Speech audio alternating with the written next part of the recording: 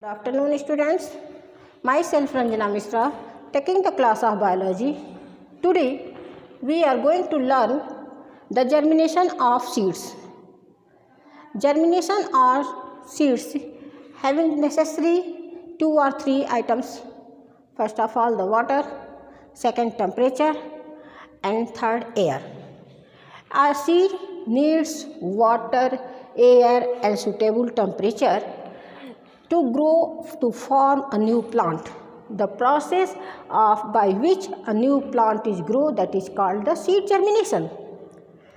Here you see the structure of a seedling, that is how the plant is grow, new plant is grow. Here you see the upper portion, that is called the plumule, the lower portion, that is called the radicle, and here you see the cotyledons, 2 cotyledons. Plumule develop the stem shoot portion and radicle develop the root portion. Here I will want to do an activity. By this activity you learn how the seed is germinating and what is the necessary for the germination of seed. First of all, you take different materials which is necessary for this activity. You take 3 bean seeds.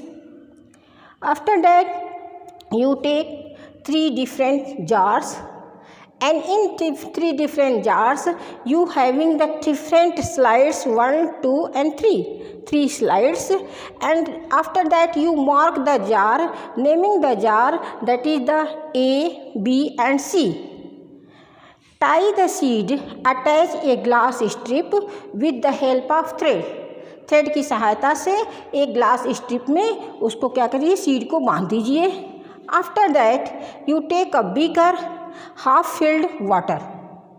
After that, now put the slide with the seeds in a beaker such a way that seed gets completely soaked in water, and seed B is the partially in water and partially in air, and next C is completely in air.